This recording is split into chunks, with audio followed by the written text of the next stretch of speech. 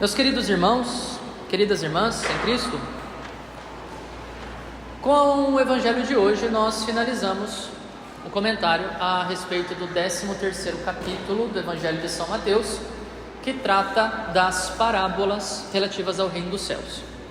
Quando o Senhor quer falar a respeito de alguma coisa, Ele geralmente usa parábola para nos incentivar a meditação, a procura do sentido que está ali oculto, mais presente e acessível para quem quiser procurar e encontrar. E nessas parábolas nós temos ouvido desde há 2 domingos atrás que o reino dos céus é como um semeador que sai a semear e lança a semente, que é a palavra, em vários terrenos. Qual é o problema? O terreno, não a semente. Fica bastante claro que o Senhor quer que todo terreno que recebe a semente possibilite a semente dar fruto, mas nem todo vai conseguir. Nem todo mundo vai conseguir ser um bom terreno, embora o Senhor queira. Depois, no domingo passado, nós ouvimos as parábolas que tratam do reino dos céus, que tem um poder misterioso em si próprio. O reino dos céus é como a semente de mostarda, pequenininha, mas que, uma vez que cresce, dá muitos frutos. Como é que aconteceu esse crescimento? Não sei, mas aconteceu. A nossa missão é cuidar para que cresça, se desenvolva e dê muitos frutos. Ou então, o reino dos céus é como um punhadinho de fermento que, misturado à massa, faz toda a massa crescer e dá um pãozão, um bolão. Como é que isso aconteceu? Não sei. Na verdade, hoje em dia já se sabe, né? Parece que é bactéria, fermento é bactéria, né? Mas sinceramente, gente, entre ganhar um pão caseiro, pronto, quentinho, fofinho, bem gostoso, e ganhar um pacote de pó royal, o que é que a gente quer? O pão, é claro, né? Mas Jesus está fazendo a gente prestar atenção, não no fruto, não no trabalho finalizado, mas no seu germe, no seu princípio, na semente, no fermento, que tem poder para, de fato, dar fruto, crescer e alimentar, guardadas as devidas condições, com toda certeza. No dia de hoje, as parábolas relativas ao reino falam para nós a respeito do valor que tem o reino. Embora esteja oculto, embora seja pequeno, embora não esteja tão obviamente presente ali diante dos nossos olhos. E para falar do valor deste reino, dizendo com isso que vale a pena jogar tudo fora para conquistar esse reino, para ir atrás deste reino, o Senhor apresenta para nós 2 parábolas. Eu vou comentar essas 2, tem outras também, né? Mas eu vou comentar essas 2, as 2 primeiras. A parábola do tesouro escondido no campo e a parábola da pérola preciosa lá no fundo do mar. Primeira parábola do tesouro. Ele diz: o reino dos céus é como um tesouro escondido no campo. Um homem o encontra e o mantém escondido, cheio de alegria. Ele vai, vende todos os seus bens e compra aquele campo. Então olha só, ele descobriu que tem um tesouro escondido. Nossa, isso mexe com a fantasia infantil que todos nós possuímos, né? Uau, um tesouro escondido para ser buscado. A nossa vida daqui a pouco vira uma sequência dos filmes do Indiana Jones. Eu vou atrás desse tesouro escondido, Padre Henrique em busca da arca perdida. Top. E aí? Mas o que é que eu tenho que fazer para buscar a arca perdida de fato? Esse tesouro que o Senhor ofereceu para mim. Não é mole não. O que é que o carinha da parábola aqui faz? Vende tudo, rapa a poupança dele, retira todo o dinheiro dele que está investido e utiliza tudo isso para comprar um campo que não tem nada, só mato, absolutamente nada, mas ele sabe que tem um tesouro enterrado. E é porque ele sabe disso que ele vai fazer todo esse trabalhão para comprar esse tesouro. Mas é ele que sabe, outras pessoas não sabem. Quem olhar esse cara de fora, realizando todo esse processo meio louco, vai dizer: olha aí, mal entrou na igreja, já virou beato. Radical demais. Por que não pode ser normal como todo mundo? Vamos ser normal. Para que essa radicalidade? Para que tudo isso? Mas quem está criticando não viu o tesouro. Não sabe o que tem escondido lá dentro. E a primeira pergunta que eu vou fazer para vocês hoje, para que vocês reflitam é: vocês sabem o que é que vocês estão fazendo aqui? Gastando o domingo de vocês, domingo após domingo, na Santa Missa, buscando rezar, buscando servir a Deus, para quê? Viram o tesouro? Sabem o que é que o Senhor está oferecendo? Porque se a gente não sabe, por fé, é claro, o nosso sofrimento, o nosso sacrifício, a nossa angústia vai ser em vão, e logo logo a gente vai abandonar tudo, com toda certeza. Ninguém aguenta sofrer sem sentido, ninguém. Segunda parábola, a parábola do comprador de pérolas. O Senhor diz: o reino dos céus também é como um comprador que procura pérolas preciosas. Quando encontra uma pérola de grande valor, ele vai, vende todos os seus bens e compra aquela pérola. O contexto é basicamente o mesmo, é bem parecido, mas tem um diferencial aqui, porque procurar pérola, gente, não é um negócio muito fácil, especialmente se tratando de uma época com poucos recursos tecnológicos, na qual, para se buscar pérolas preciosas, você tinha que mergulhar no mar, atrás das ostras, que poderiam conter pérolas, que não é fácil, porque para formar uma pérola demora, custa muito tempo. Então o cara tinha que fazer o quê? Prender o fôlego, mergulhar e aguentar a pressão da água para ver se encontrava uma ostra, acho que é ostra que forma a pérola, né? E então abrir depois a ostra e ver se tem a pérola lá dentro. Por causa disso, por causa do trabalhão que se dava para buscar uma pérola, e por causa da sua raridade, as pérolas elas eram muito valiosas, mais até do que o ouro. Hoje em dia você vai ali no calçadão Antônio Maria, você encontra umas pérolas bem bonitas lá. Compra, dê para sua mulher de presente, né? Um colar de pérolas, bem bonito. A semana que vem está descascando e a marca está toda aqui no seu pescoço. A marca da pérola legítima. Pois é com isso que o Senhor compara o reino dos céus. Olha que coisa preciosa, olha que coisa valorosa. Mas agora, além da loucura de vender tudo, ele tem que ter a insanidade de correr o risco de morrer afogado para ir atrás da pérola. O que é que essas parábolas estão ensinando para nós? Em primeiro lugar, que o reino dos céus é de alto valor. Em segundo lugar, que ele não será dado de imediato e por completo para nós. E em terceiro lugar, que para conquistá-lo é necessário lutar. É guerra. É guerra para conquistar esse prêmio que o Senhor nos oferece e nos promete. Mas padre, nós não somos a religião da paz? O Senhor está incentivando a guerra? Ao invés de responder esta pergunta, eu vou lançar mais informações, reflita por conta própria. O Senhor disse no Evangelho: eu não vim trazer a paz, eu vim trazer a guerra. Pois é, está lá.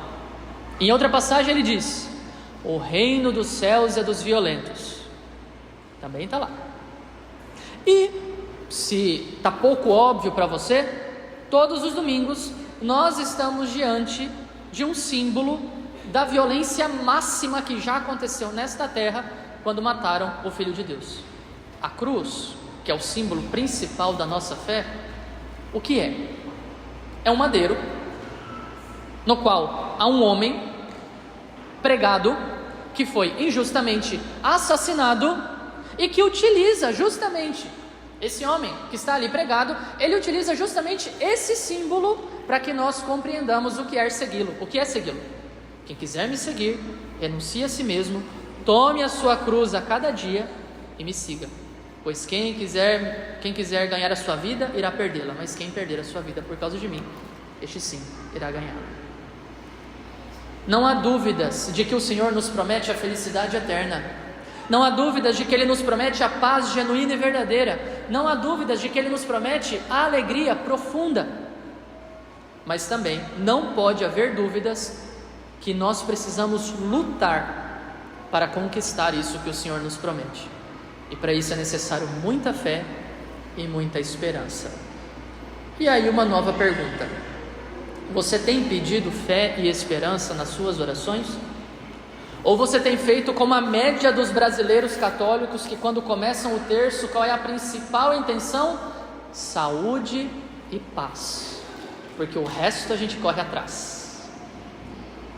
Não me parece ser muito inteligente, já que, bom, a gente vai morrer, a saúde uma hora vai acabar, e essa paz, ela é falsa. Só quem não conhece o coração humano, só quem não se conhece verdadeiramente e não entende o mundo em que nós estamos vivendo, não percebeu ainda que essa paz prometida pelo mundo, essa paz que nós desejamos, ela é falsa, ela é mentirosa, ela é um bezerro de ouro. Nós não queremos paz, que é fruto da ordem, de colocar todas as coisas em ordem, colocar a nossa vida em primeiro lugar voltada para Deus, depois para a nossa família, fazer o nosso trabalho dar frutos de conversão para nós e para os outros, nada disso. Que tipo de paz nós queremos? Sossego, não quero ser perturbado, quero ter segurança, quero ter estabilidade na minha vida, e esse negócio de cruz, muito bonito, mas apenas como um pingente de ouro pendurado no meu pescoço. Viver a cruz, não. Isso aí não, muito bonito, mas no pescoço, não na vida. Essa paz é falsa, meus irmãos.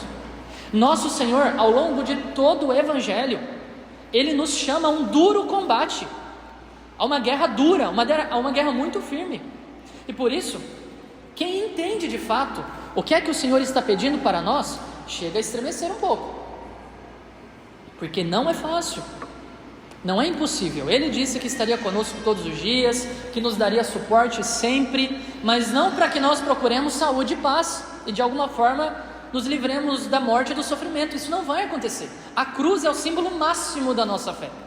E por isso, as parábolas de hoje querem nos ensinar justamente isso.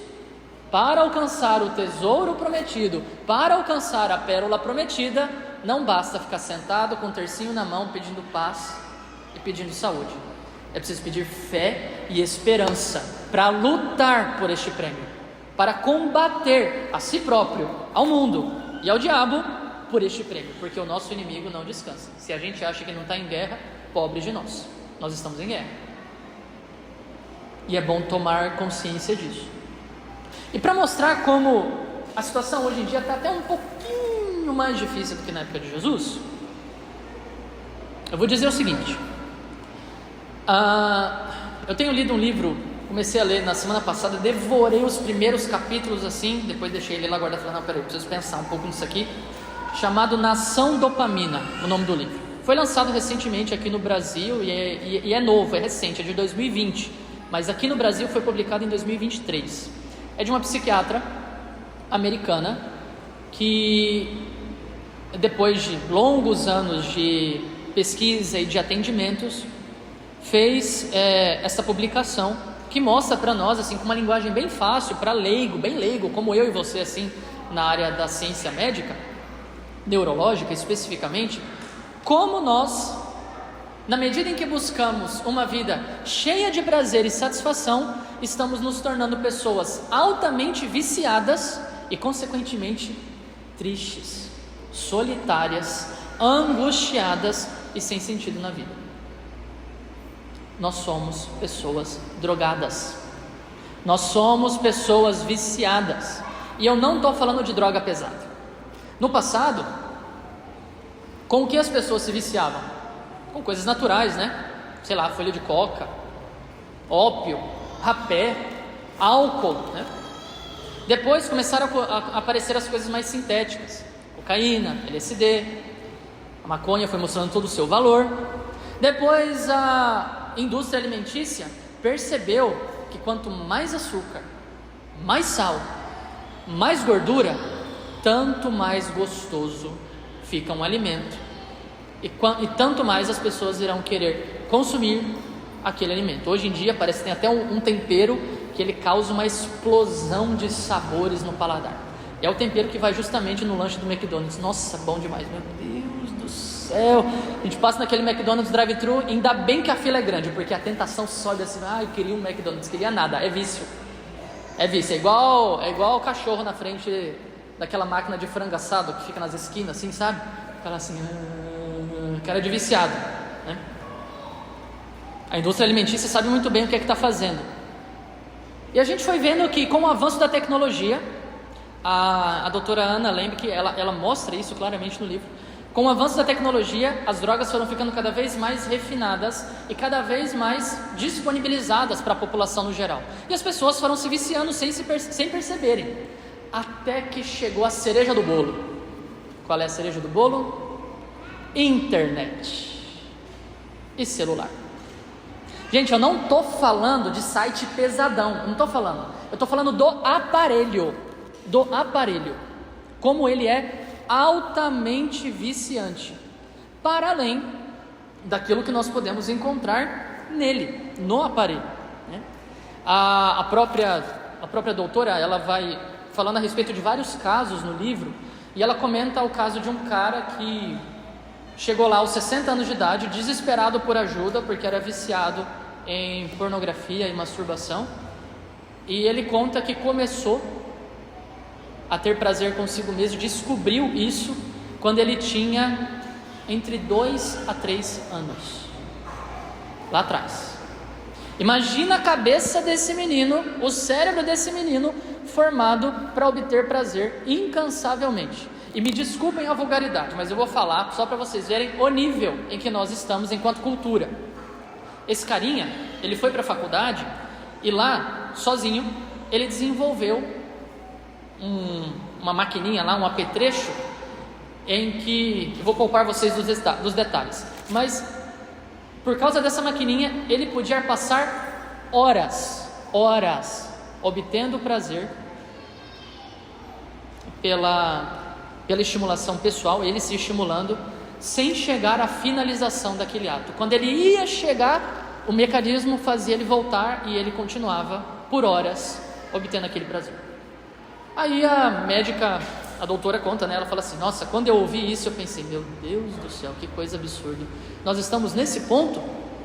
Aí logo ela já diz, né? Mas eu seria hipócrita de achar que esse é um problema só dele e não é também meu. Por quê?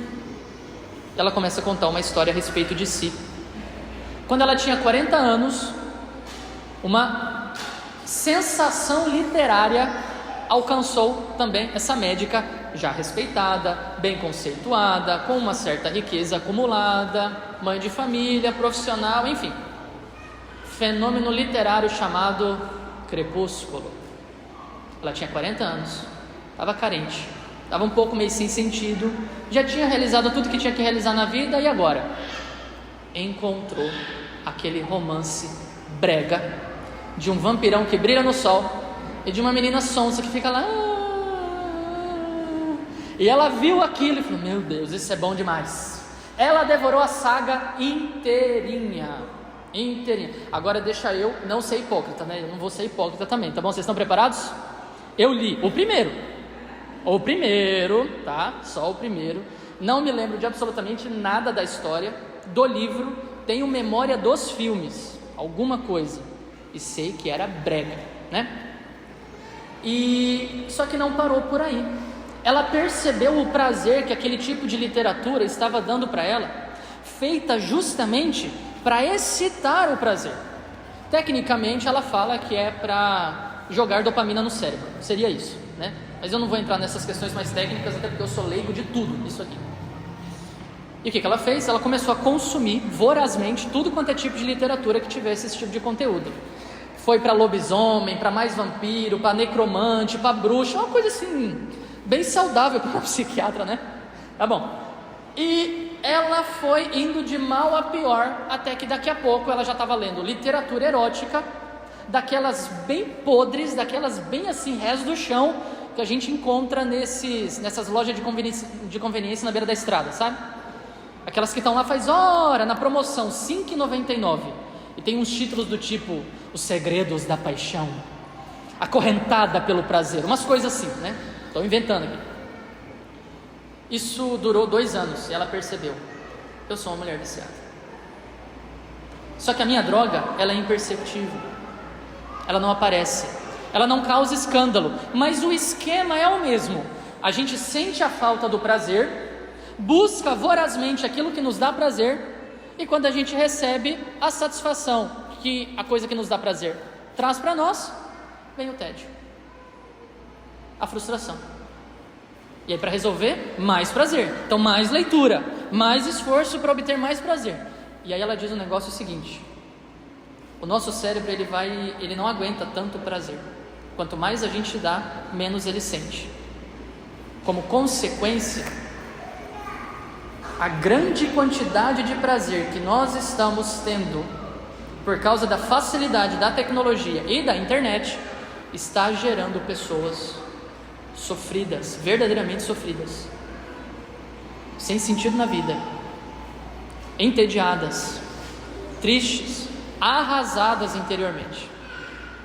Não é à toa que nós nos tornamos a geração com o nível mais alto de consumo de psicotrópicos, né?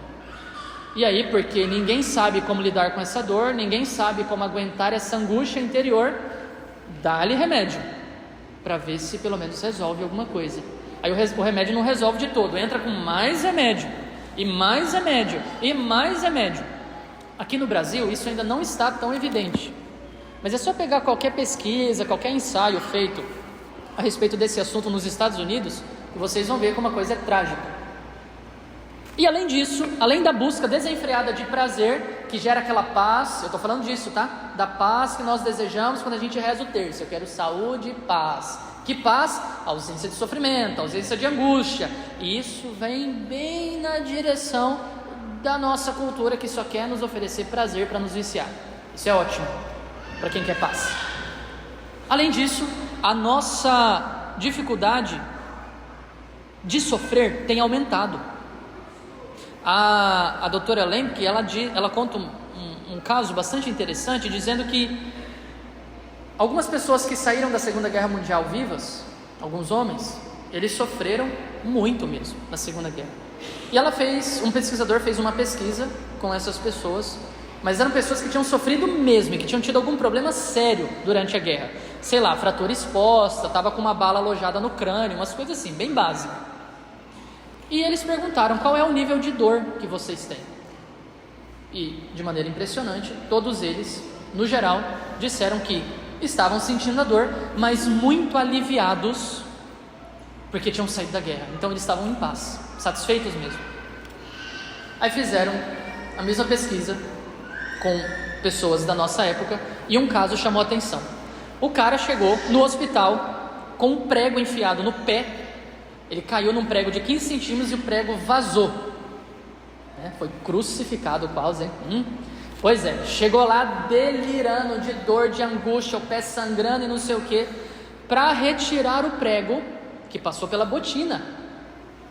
Tiveram que dar sedativo pro cara, puseram ele para dormir, anestesia, e aí retiraram. E sabe o que é que descobriram?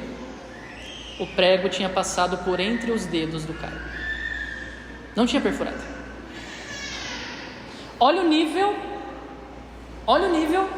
de capacidade de aguentar a dor que nós temos. Isso não é esse cara, meus queridos, isso somos eu e você, porque eu me coloco nesse grupo, eu sou fruto dessa cultura também. Eu estou lá num atendimento na secretaria, acabou o atendimento, automaticamente a minha mão esquerda vai fazer uma benção com a mão esquerda? Não, eu sou da paz, né? O que ela faz? Mão no bolso para pegar o celular. Automaticamente, é automático, porque eu sei que aquilo me dá algum tipo de prazer. WhatsApp, redes sociais, os satânicos recomendados do YouTube, que fazem a gente ficar preso lá, nossa atenção presa lá o tempo todo. Instagram então nem se fala, né? Que é o suprassumo da exposição de si e da curiosidade a respeito da vida dos outros, porque, gente, futricar a vida dos outros, vamos ser bem sinceros, é bom demais, né? Nossa Senhora, é bom demais. Eu saber tudo da vida dos outros, as falhas, os podres, tá viajando, o que é que tá fazendo, ótimo. E aí, meu queridinho, a sua vida tá passando, você tá se viciando, porque a vida fora do Instagram é sem graça, é chata, não é colorida como o Instagram apresenta. Tecnologia e internet estão nos viciando, estão fazendo com que nós tenhamos cada vez mais resistência ao sofrimento e fazendo com que nós queiramos uma vida cada vez mais acomodada e sem nenhum tipo de esforço. Voltamos ao Evangelho. Como é que a gente vai buscar esse tesouro? Como é que nós iremos nos esforçar para pegar esta pérola lá no fundo do mar? Se a gente não aguenta o mínimo de dor, de sofrimento, de angústia. O que a neurociência está descobrindo é algo que a igreja já fala há 2000 anos. Não dá para dar para o seu corpo tudo que ele quer. A neurociência, os pesquisadores atuais, propõem o jejum de dopamina. Ótimo, muito bem, ajuda mesmo. O que é que a igreja propõe? Que é a mesma coisa, com outras palavras, penitência e mortificação. É a mesma coisa. Nossa Senhora fala disso em todas as aparições. Jesus fala disso no Evangelho. Essas parábolas aqui nos dão prova concreta, clara, de que esse é o caminho. Abramos os olhos e percebamos qual é o processo de adicção no qual nós estamos inseridos. Porque com muita probabilidade nós estamos viciados em alguma coisa. De tipo alimentar, tecnológico, rede social, etc. Qualquer que seja o tipo. E a gente vai ter que começar a lutar contra essas coisas para entender que o reino dos céus não é deste mundo. Que o que o Senhor promete não é para este mundo. E embora nós já obtenhamos alguma alegria por buscar o Senhor, como o carinha da parábola de hoje aqui, em que Jesus diz o seguinte: aquele homem que encontra o tesouro, ele vende todos os seus bens e compra aquele campo. Mas de que modo? Qual é o modo pelo qual ele vai comprar aquele campo? O que é que está modificando o verbo comprar aqui? Cheio de alegria. Ele vai cheio de alegria, vende tudo e compra o campo. Nós muitas vezes somos cheios de tristeza, de tédio, de preguiça, de tibieza e mornidão, atrás desse tesouro que nós sabemos. Vá lá, nós sabemos que o Senhor nos prometeu, tá bom, vamos lá atrás do tesouro, né? Sinônimo claro de que nós estamos viciados no prazer que a cultura tem para nos oferecer. Viciados. Vamos mudar esse esquema. Vamos mudar essa situação. Peçamos ao Senhor, mais do que paz, mais do que saúde, que nós podemos pedir com toda certeza, não estou negando isso. Peçamos fé, peçamos esperança, para que nós saibamos olhar para além do imediato no qual nós estamos inseridos, ver longe, ver distante o Senhor e os benefícios que Ele quer dar a nós, ver longe e viver a vida do nosso dia, o já, o agora, buscando esse tesouro cheio de alegria, um tesouro que nós ainda não temos posse completa, nós não sabemos claramente o que é que ele significa, mas vamos ser bem sinceros, gente, eu acho que todo mundo aqui já está meio desgastado de ficar esperando do mundo alguma coisa, sempre mais e sempre mais, e ter o coração sempre frustrado, porque não vem essa satisfação que a gente tanto deseja. E o Senhor está prometendo, é esse tesouro, é essa pérola, esse punhado de fermento, é essa semente de mostarda, é essa semente que dá vida, cheio de joio no meio, cheio de peixes ruins no meio, para complementar com as outras parábolas. Mas é isso, é este o caminho. E isso é o que dá para a gente fazer, na nossa oração colocar como intenção, se não principal, pelo menos dentre as principais: Senhor, aumenta a minha fé e a minha esperança. Quem tem esperança aguenta o sofrimento, quem não tem se mata, ou se droga, se medica, infelizmente. Peçamos, portanto, ao Senhor essa fé e essa esperança. E, é claro, só para fazer uma ressalva, e aqui eu fecho a nossa reflexão, não me vão agora vocês que tomam remédio controlado, sair daqui, jogar tudo fora, nunca mais voltar no psiquiatra e dizer: quero ser livre. O Padre Henrique falou que é para a gente aprender a viver da fé e da esperança, então eu vou jogar tudo fora, que eu creio no poder de Deus. Tá bom, mas vamos com calma, tá bom? Primeiro procure o seu psiquiatra, converse com ele, né? Vamos ser um pouco racionais, não é assim também. As coisas não mudam da noite para o dia. E se nós estamos viciados, bom, pela própria definição do termo vício, nós estamos inclinados a sempre buscar aquilo que nos faz mal. Nós vamos ter que mudar a inclinação, certo? Então, diferentemente do que diz a música popular, pau que nasce torto se endireita sim, com a graça de Deus. com a graça de Deus. E só com a graça de Deus. Então vamos pedir fé, esperança e assim ser ajudados pelo Senhor a viver uma vida normal, cheia de significado, plena e orientada para o reino dos céus, onde nós teremos a posse definitiva desse tesouro que o Senhor nos promete. Louvado seja nosso Senhor Jesus Cristo.